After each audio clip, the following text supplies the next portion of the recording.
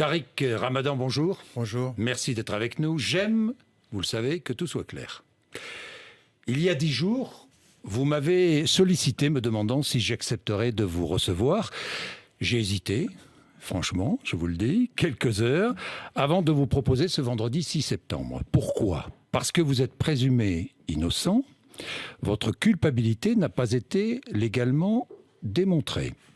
Vos accusatrices, les plaignantes, se sont exprimées publiquement dans les médias, dont BFM TV. Quelle honte ai-je lu ou entendu, Tariq Ramadan ? Inviter Tariq Ramadan pendant le Grenelle sur les violences faites aux femmes. Je voudrais préciser que je ne choisis pas mes invités en fonction du calendrier du gouvernement.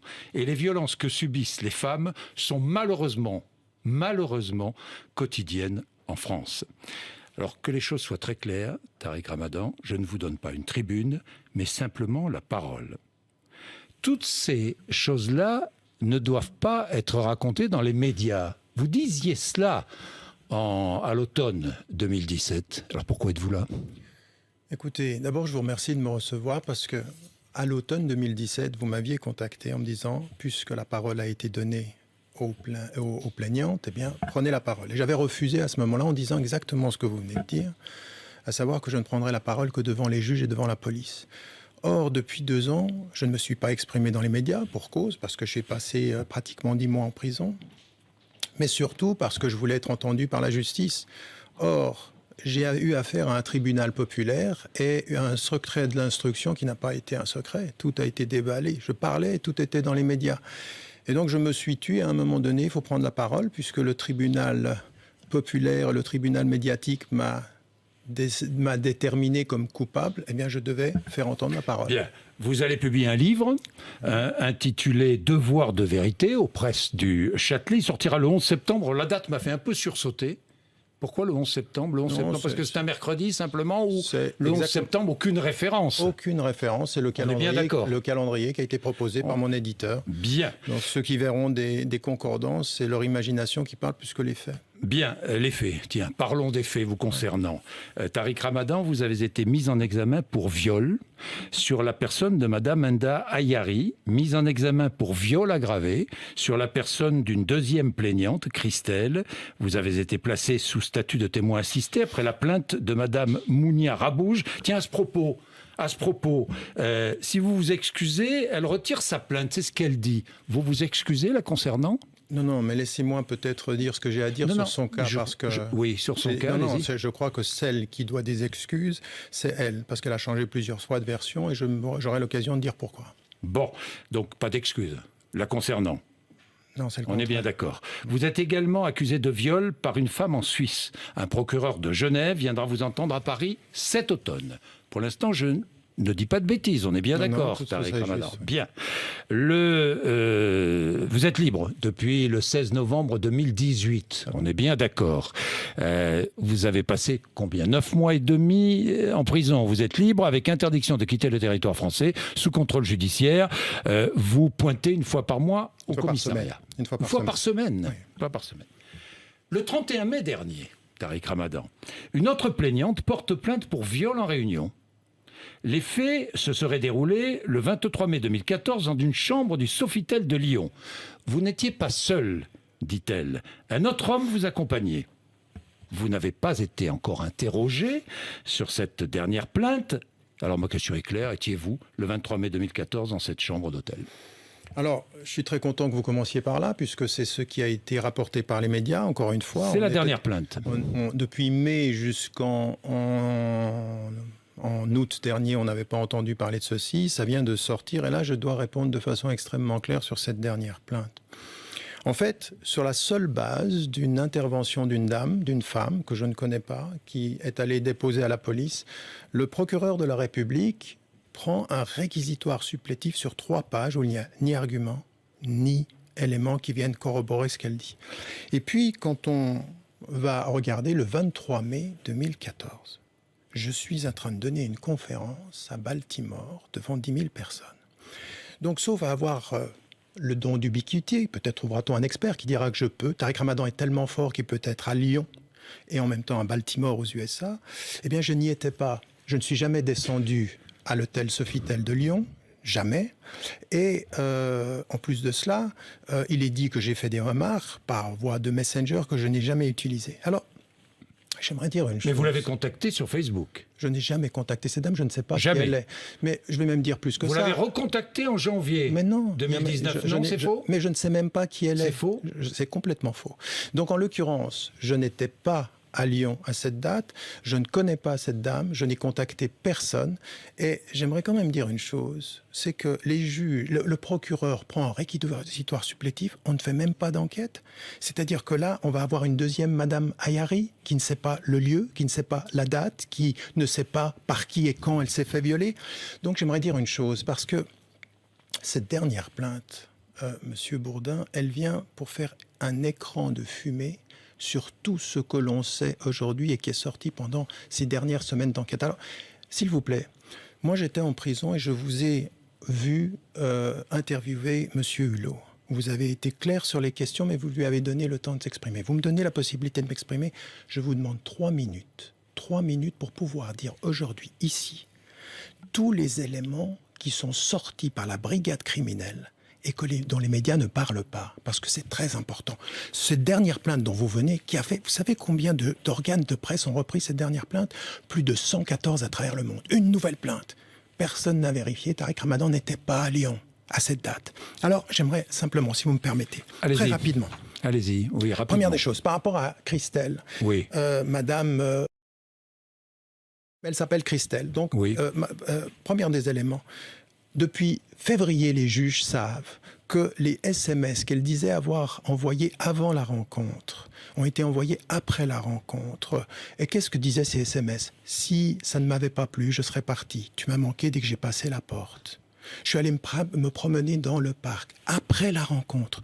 Avez-vous déjà vu, vous, une femme qui puisse dire des choses pareilles après un viol? Deuxième des éléments qui sortent, c'est pas moi qui le dis, c'est la brigade criminelle.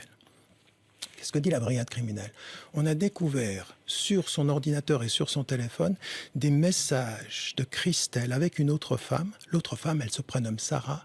Et l'enquête va montrer, les brigades ne le disent pas, mais l'enquête va montrer que Sarah, c'est la plaignante suisse.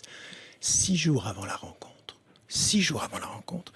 Et que dit-elle? On va tendre un piège à Tariq Ramadan, faire venir un paparazzi, et puis il y a un livre qui va sortir et on va le faire tomber. 6 jours avant. Et on me dit après coup, la personne est sous emprise. 6 jours avant, elle planifie. Ça n'est pas terminé. Elle usurpe mon identité. Avant la rencontre, elle crée un email. Elle a dit au juge, elle a admis avoir créé des comptes Facebook et des comptes de femmes où elle organise, en l'occurrence, des communications. Plus que cela, monsieur.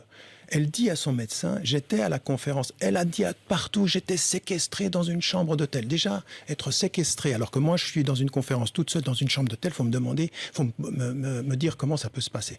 Mais elle dit qu'elle est séquestrée dans la chambre. En même temps, elle dit au médecin, j'étais dans la conférence. 4 compagnies d'experts. 4 compagnies d'experts jugent que c'est elle, jusqu'à 80%. Elle était dans la salle au moment où elle dit qu'elle est séquestrée. Écoutez, vous savez ce que font les juges? Ils écoutent la plaignante qui dit « Demandez à ma mère, à mon père, à mon concubin, à mon ex-compagnon si c'était moi dans la salle. » Et les juges vont demander, contre 4 expertises, vont demander si ils la reconnaissent. Vous savez qui y a parmi ces personnes? Caroline Forest. Caroline Forest, pendant une année, elle a jusqu'à 361 messages avec Christelle. Pour dire quoi? Elles se connaissent? Pourquoi c'est Christelle? Pourquoi c'est Caroline Forest qui va dire si c'est elle? Bien, Tariq Ramadan. Mais attendez, finissez parce que... non, mais il y a des choses qu'il faut dire. Il y a des choses qui doivent être dites. Oui, mais alors rapidement. Voilà, alors, rapidement. Dernier élément. Oui. Pendant qu'elle dit qu'elle est sous emprise religieuse et que je lui impose les choses, elle est en contact, c'est la brigade criminelle qui le dit, elle est en contact avec un homme sur Skype qu'elle rencontre pendant qu'elle est avec moi, soi-disant en étant sous un régime islamique strict. Elle a des échanges scatologiques et coprophages avec cet homme au moment où elle dit qu'elle va se marier avec moi. Tout ça ne tient pas. On n'a trouvé aucun indice de message. Tariq Ramadan, vous avez menti. Vous avez menti. Oui. Oui, vous avez menti. Parce que vous avez nié toute relation sexuelle avec Madame Menda Ayari et avec Christelle. Vous avez donc menti avant d'admettre des relations consenties. Pourquoi est-ce que vous avez menti ? Alors c'est vrai que je suis arrivé, après l'avalanche médiatique, je suis arrivé devant la police et je voyais que, en l'occurrence, tout ce que je disais était immédiatement rapporté par la presse. J'ai voulu me protéger et protéger ma famille. C'était une erreur. J'aurais dû dire la vérité. Mais mon mensonge, Jean-Jacques Brodin, est complètement différent du mensonge de femmes qui disent avoir été violées. Parce que s'il fallait mettre en prison tous ceux qui ne disent pas la vérité sur leurs relations consenties et leur vie privée, il faudrait mettre en prison la moitié du peuple de France. Et avec eux, pratiquement tous les présidents, jusqu'au président en exercice, ou les avocats, ou les juges, ou peut-être même vous. Bon, je veux dire, à partir... Non, mais laissez-moi terminer. Je veux dire, à partir d'un certain moment, on me reprend sur ce mensonge. Je reconnais que c'était une erreur, mais il se comprend dans la volonté de me protéger. Donc, je reconnais ceci. Maintenant, faire 9 mois et demi de prison sur un mensonge qui est de dire, non pas, j'ai pas menti sur la réalité des viols, puisque la brigade criminelle aujourd'hui parvient exactement à mes conclusions. C'est-à-dire qu'il n'y a pas de viol. Vous avez menti sur les relations. Voilà, oui. Consenties. Oui. Est-ce que vous êtes parfois un homme violent ? Absolument pas. Ça vous arrive ? J'ai une question subsidiaire. Oui. Est-ce que vous considérez que la violence pendant l'acte sexuel est acceptable ? Non, je ne connais pas cette violence-là. Ce n'est pas moi. Ça, ce sont des messages qui sont sortis hors du contexte, qui sont même parfois pas de moi, puisqu'il y a des messages qui ont été inventés. Mais vous n'avez jamais été violent ? Jamais ? Monsieur, quand une femme me dit non, c'est non. Je sais ce que c'est que le non. Je n'ai jamais été violent et je déteste la violence. Et mon engagement depuis 30 ans, publiquement, mais comme dans ma vie privée, il est de m'opposer à toute violence. Je l'ai fait par rapport à la violence domestique, je l'ai fait pour tout ce qui concerne le rapport aux femmes. Donc écoutez bien ce que je vous dis, monsieur. L'image qu'on a faite de moi, la diabolisation qu'on a d'abord présentée comme une diabolisation intellectuelle, ça fait 30 ans. Là maintenant, on la déplace sur une diabolisation d'un homme violent. Je n'ai aucune violence dans ma vie et je déteste la violence. Moi, je suis un homme de paix, moi. Je suis un homme de dialogue. J'ai jamais... Alors, où est votre pouvoir, Tariq Ramadan ? Parce que les plaignantes sont des femmes fragiles, vulnérables, Tariq Ramadan. Mais monsieur, je viens de vous parler... Ce sont des menteuses ? Ce sont des menteuses, oui. Des menteuses ? Monsieur, c'est mais elles se multiplient ? Non, mais c'est elles se multiplient, les menteuses ? Oui, parce que monsieur... Pourquoi ? Mais parce qu'elles se connaissent, d'abord. Donc un complot, vous êtes victime d'un complot ? Je suis victime d'un traquenard, monsieur. D'un traquenard. Et c'est la différence d'un complot. Moi, j'ai jamais parlé d'un complot. Écoutez-moi bien. Un certain nombre de femmes qui se connaissent, qui changent leur version 4 fois. Je viens de vous parler d'une personne qui dit qu'elle veut me tendre un piège avant de me rencontrer. Elle est sous influence ou elle est planificatrice ? Attendez.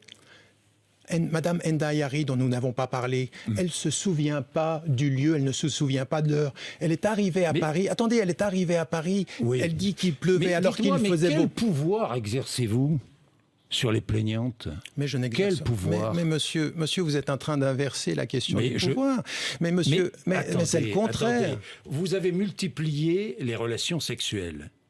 On est bien d'accord. Mais attendez, monsieur... Non, mais je ne suis pas là pour faire de la morale. Si, vous faites de la morale, là. Non. Quel pouvoir exercez-vous sur ces femmes, celles qui ont porté plainte, les autres, toutes celles qui, par dizaines, se trouvaient sur votre ordinateur, dans des positions parfois très suggestives. Vous avez vu ça, vous avez vu ça ? Vous avez vu ça ? C'est des propos que vous... C'est des propos rapportés. C'est des propos rapportés. Mais oui, il y a des choses qui sont complètement fausses dans ce que vous dites. Il y a des choses, oui, mais pas tout. Monsieur... Est-ce que vous exercez une emprise sur ces femmes ? Oui ou non ? Monsieur, il n'y a aucune emprise. Écoutez, vous ne voulez... Certaines parlent de viol moral. Mais attendez... Tariq Ramadan, est-ce que ça existe, le viol moral ? Attendez, si maintenant on va devoir donner une définition au viol moral, il va falloir qu'on s'entende. Mais maintenant, vous allez m'écouter, parce que là, vous êtes en train de rapporter Je vous pose des questions. Non, écoutez-moi bien. Allez-y. Je viens de vous parler de Madame Christelle, et je vous dis, elle planifiait. Madame Enda Ayari fait exactement la même chose. Elle est en train de manipuler puisqu'elle dit « j'étais en contact avec Soral ». Elle m'envoie 200 messages après coup pour me dire « si tu ne réponds pas à ma demande, c'est-à-dire un harcèlement sexuel de sa part, je vais collaborer avec tes ennemis ». Alors, je n'ai pas de pouvoir. par rapport à ces personnes, c'est aujourd'hui des femmes qui viennent se présenter aux médias, qu'ils se connaissent et dont il faudra dire aussi, monsieur, il faudra dire aussi les noms qui apparaissent et que les juges ne veulent pas entendre. 660 messages entre ces deux personnes et Caroline Forest, Alain Soral, Yann Hamel, le procureur Debac, toutes ces personnes sont là. Mais maintenant, vous voulez parler d'emprise ? Je vais vous dire. L'emprise, ce serait la manipulation psychologique ou affective. Il n'y a aucune manipulation de ce point de vue-là affective, puisque, je veux dire... Est-ce que vous êtes servi de l'emprise religieuse pour séduire ? Mais il n'y a aucun message Jamais, religieux. aucun moment ? Mais monsieur, à aucun moment je vais vous dire une chose. Enda Ayari vous s'est présenté à vous, sur votre antenne, en disant « j'étais une salafiste, sexuellement, totalement naïve ». Et lui, il m'a emmené là-dedans. Vous savez ce que dit la brigade criminelle ? La brigade criminelle dit que depuis 2002, elle est en contact sur Skype avec plus de 50 personnes. Dans la majorité, ce sont des hommes. Et qu'est-ce qu'elle fait ? C'est la brigade criminelle qui vous parle là, c'est pas moi. Et elle a, avec ces personnes, des propos crus d'auto-soumission, d'auto-humiliation. Donc, la première dont on a parlé, Madame Christelle... Donc, auto-soumission, auto-humiliation que vous avez pratiqué. Mais non, soumission, monsieur, humiliation, mais non, avec... Mais non, mais vous êtes les relations, mais les monsieur, relations n'étaient pas de cet ordre-là. Mais monsieur, ce que vous êtes en train de dire, vous êtes en train de dire que j'avais une emprise sur elle. Oui. Or, ce que je suis en train de vous dire, c'est que c'est une femme qui se présente comme une salafiste, totalement naïve sur le plan sexuel et qui a des relations avec 50 personnes sur Skype depuis bien avant moi, depuis 2002. Mais ce que vous devez savoir, c'est que 3 ans avant de me rencontrer, elle est en contact avec Caroline Forest. Moi, j'aimerais vous dire une chose. À un moment donné, il faut que vous regardiez les choses en face. Au lieu de vouloir me dire l'emprise... Non, mais attendez, vous n'allez pas me donner de leçons. Non, je ne vais pas vous donner de leçons, mais je vais vous donner une leçon. Je vais vous donner une leçon sémantique.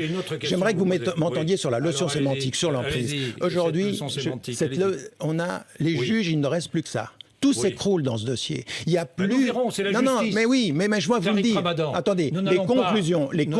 Rendre la justice ici même. Mais attendez, vos collègues l'ont fait bien avant vous. Je suis considéré comme coupable par la majorité des médias français. C'est pas le mien. Alors je vais vous dire une chose. Sur la question de l'emprise, on assiste aujourd'hui à quelque chose de tout à fait sidérant. Il ne reste plus que ça. Il faut dire Tarek Ramadan. Alors moi j'ai une autre question. Non, mais j'ai pas fini. La définition, parce qu'il est 47 et je voudrais vous poser une autre question. La définition de l'emprise aujourd'hui. La définition de l'emprise aujourd'hui, elle est devenue extensive. C'est-à-dire que dans le cas Ramadan, une femme consentante peut être violée avec son consentement. C'est ça qu'on est en train de nous dire. Mais vous savez, cette définition extensive, elle fonctionne que pour Ramadan, que pour les Noirs. Vous parlez dans votre livre de rapport dominant et dominé. Vous en parlez dans votre livre. Non, j'en parle pas de cette façon-là. Là, vous êtes en train de tordre le livre. Non, je parle de... Non, attendez. Vous vivez... Pardon, Tariq Ramadan. Non, mais vous vivez une double vie. Vous incitez dans vos conférences, vos éditoires, à la pudeur. Vous condamnez publiquement la sodomie. C'est vrai ou c'est faux ? C'est vrai ou c'est faux ? Vous l'avez condamné publiquement ou pas ? J'ai dit que les amis musulmans étaient partagés sur cette question. Et vous multipliez les relations sexuelles avec des pratiques peut-être extrêmes, je dis peut-être, extrêmes violentes. Vous parlez de relations dominant-dominé dans votre livre. Non, je parle de Monsieur, dans le livre, je parle de la façon dont on a rapporté les choses. Je n'en parle pas d'une chose que j'avais moi-même.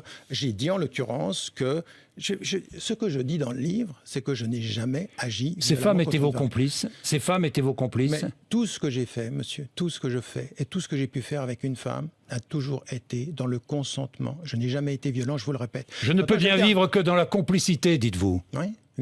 Exactement. Oui. Donc voilà. Vous êtes complice de vos pratiques, de ces rapports dominants-dominés. Mais attendez, monsieur, vous êtes en train de laisser entendre que je suis sous l'emprise. Je suis en train de vous expliquer depuis un moment que ces femmes, dans leur vie à elles, avaient, en l'occurrence, des pratiques qui les regardent. Pourquoi vous ne regardez que moi et vous ne regardez pas qu'elles ? Pratiques partagées. Non, mais je veux dire, à part pratique partagée. Mais monsieur, l'emprise. Assumez. Alors, je vais vous dire une chose. Concernant ma vie à moi. Oui.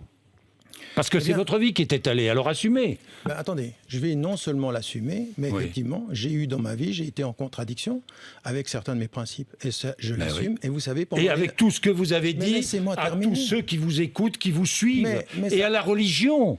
Et à la religion. Mais monsieur, la religion, elle est un espace et un cheminement pour être meilleur. Moi, j'ai fait mon examen de conscience. Et à ceux que j'ai déçus dans la communauté musulmane, je leur présente mes excuses parce que c'est ce que je dois faire. Mais en l'occurrence, il y a ceux qui me soutiennent aussi, ceux qui s'en vont Dieu vous maintenant. punit, De quoi? vous a puni Non, de Dieu- vos actes. Dieu m'a rappelé à moi-même et le livre traduit ce travail d'introspection que j'ai fait pendant tout ce temps-là. Donc, j'ai des excuses à présenter, c'est vrai. Il y a aussi une À qui? lutte. À ma famille, d'abord, à Dieu, à ma famille. Qui vous à a ma soutenu. femme, Qui vous a soutenu. à tous ceux qui, dans la communauté musulmane, ont pu être déçus, et je le fais, je m'en excuse. Et puis, à côté de ceci, il y a un autre combat, il y a le combat pour l'innocence, parce que si on peut avoir des défaillances morales, ça ne veut pas dire qu'on est coupable sur le Alors plan du qui droit. êtes-vous un homme ambigu, un homme faible, un homme violent, Mais monsieur, ou un monsieur, imposteur? Qui Monsieur- êtes-vous? Monsieur, je ne Est-ce suis- que vous, à vos yeux, Non, non, vous mais pensez laissez- que vous êtes un imposteur? Mais non, je ne suis pas un imposteur, je suis un homme, avec toutes ces contradictions. J'ai autant de contradictions que vous. Et vous êtes un homme. Un homme gère ses contradictions. Il n'est pas un imposteur parce qu'il a des contradictions. J'essaye d'être meilleur. Ce ne sont que des contradictions. Ce sont que des contradictions, oui. J'essaye d'être Tariq meilleur. Ramadan. Mais oui, j'essaie Il d'être n'y a meilleur. aucune faiblesse, il n'y a Mais aucune, une faiblesse, c'est une aucune contradiction. violence chez vous. Mais vous êtes- Je reviens là-dessus. Aucune êtes- ambiguïté. vous êtes Aucune incroyable. ambiguïté chez vous. Vous êtes Je vous pose la question. Non, Aucune non, ambiguïté. mais une ambiguïté, non. Il y a des contradictions avec des principes et j'essaye d'être un homme meilleur.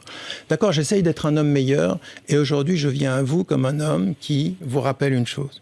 Il n'y a pas de violence chez moi. Ça fait 30 ans que je travaille pour le dialogue et je vais continuer. J'ai toujours défendu la cause des femmes. Maintenant, j'aimerais vous dire une chose parce que vous avez beaucoup insisté là-dessus. Il n'y a aucune emprise chez moi. Je vous ai dit une chose. Dans le cas de Tariq Ramadan, quand une femme lui dit oui, elle est violée avec son consentement. Mais quand vous avez reçu M. Hulot, quand on a entendu M. Darmanin... Attendez, Oui, laissez-moi oui, terminer. allez-y. Qu'est-ce qu'on a dit? On a dit qu'il y a un homme, quand il ne sait pas que la femme ne veut pas, c'est pas un viol. Donc on a étendu la signification d'emprise pour Ramadan et on l'a singularisé. C'est comme s'il y avait une définition pour Ramadan, sans doute pour les Noirs, sans doute pour les Arabes, sans doute pour les Vous musulmans. êtes une victime. C'est vous la victime, Tariq Ramadan? Monsieur, je suis victime d'une injustice, oui. Mais je ne suis pas une victime consentante. J'ai- Je ne vais pas me laisser faire. Je vais me battre. Je ne vais rien lâcher. Vous m'entendez? Je ne vais rien lâcher. Je ne vais rien lâcher sur ce qu'on essaye de dire aujourd'hui. Et puis, quand on parle aujourd'hui de cette affaire-là, j'aimerais que... Vous comparez même votre affaire à l'affaire Dreyfus, ce qui m'a un peu étonné. Monsieur, tout de même. monsieur, vous Un êtes peu les étonné. seuls en France à ne pas vous rendre compte que tout ce qui est en train d'arriver, parce que, je veux dire, tout ce qui est en train d'arriver, il y Dites-moi. a 8 personnes qui sont autour de ça. Je vous ai dit les noms, hein. Caroline Oui, Forest oui, oui, sera là. oui. La justice ne les a pas entendus. Aujourd'hui, pourquoi est-ce que je suis traité de cette façon-là? Parce que Pourquoi vous est-ce êtes musulman? Parce que je représente. Parce que vous avez dit que l'islam était une religion française? Oui, oui. Parce que je suis une voix qui est entendue et qui ne se laissera pas faire. Je vais vous dire une chose. Si vous continuez en France à vouloir des musulmans bénis, oui, de ceux qui vous disent oui à tout, de ceux qui sont prêts à dévoyer tous leurs principes. Moi, qu'est-ce qu'on m'a dit? On m'a dit, il prend... Est-ce que vous avez défendu la charia? Mais j'ai défendu la charia quand on comprend ce que c'est que la charia. Vous savez ce que j'ai dit?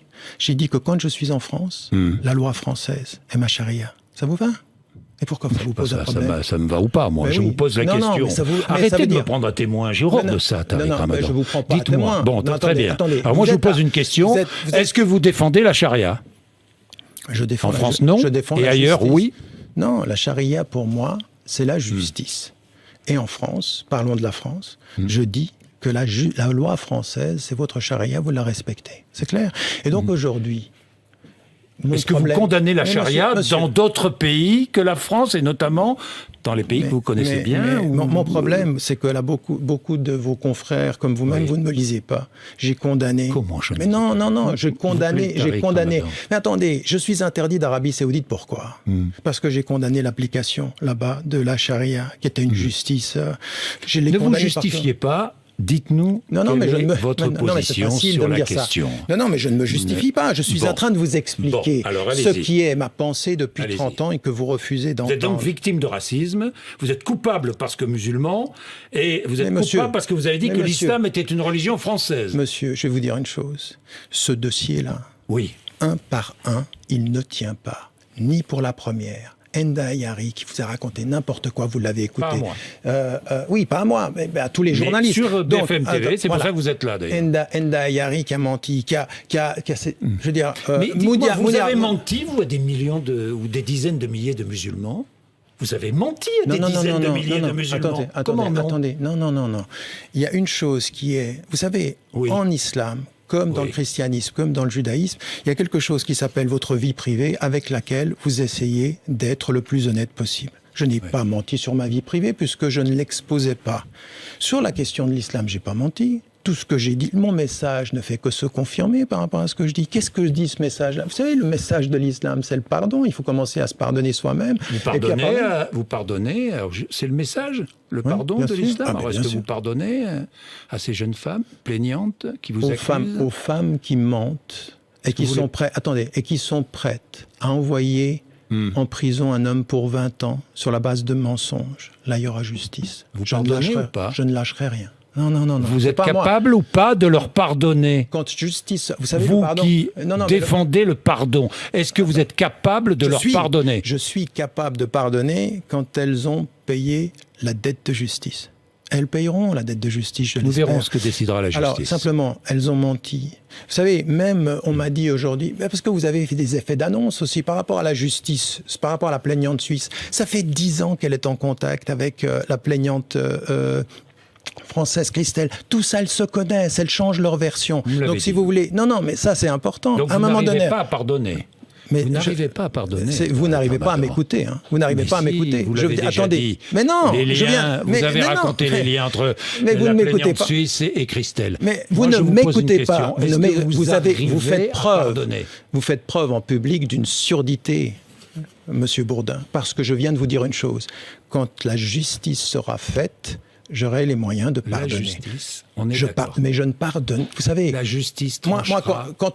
si on vous vole votre vélo et qu'avant de vous le rendre, on vous demande de pardonner, vous êtes Non, mais stupide. je vous dis Quand pas une ça. femme Je ment, vous demande attendez, pas de je vais vous dire une pardonner chose. aujourd'hui. Je vous dis. Ah, je serais vous dis, capable. Est-ce Ah, que ben vous oui. serez capable de leur Mais- pardonner? Mais bien sûr, Même si vous êtes condamné à 20 ans de prison. non, mais je ne serai pas condamné à Non, 20 mais ans de prison. Je vous pose la question. Non, je serai capable. La justice dira. La justice dira, parce que le dossier aujourd'hui, Bon. je vous le dis, écoutez-moi bien, la brigade criminelle vous dit aujourd'hui, arrivant aux conclusions qui sont les miennes depuis le début, que les femmes ont menti. Les 3 femmes ont menti. C'est clair? Et donc, à partir de ce moment-là, quand elles ont menti, il faudra que justice soit faite. Qu'on vienne aujourd'hui me dire l'emprise et tout ceci, basé sur rien, parce qu'au bout du compte, ce que l'on voit, c'est que sur cette emprise, c'était elle qui manipulait et c'est elle qui planifiait. Eh bien, à partir de ce moment-là, Eh bien. mon pardon sera donné quand justice sera faite. Moi, j'ai des excuses à faire à des personnes. J'ai des remerciements à faire à tous ceux qui m'ont soutenu. Et j'aimerais que vous entendiez que ce livre que j'ai écrit, il n'est pas simplement sur ces faits-là. C'est l'histoire d'un cheminement d'un homme qui est aussi humain que vous et que dans ce pays, on a diabolisé et déshumanisé. Déshumanisé. Vous avez déshumanisé un homme. Et rappelez-vous, la France de 97, unanimement contre Dreyfus, avait tort. Bien, merci Tariq Ramadan d'être venu ce matin. Il est 8h58, vous êtes sur RMC et BFM TV.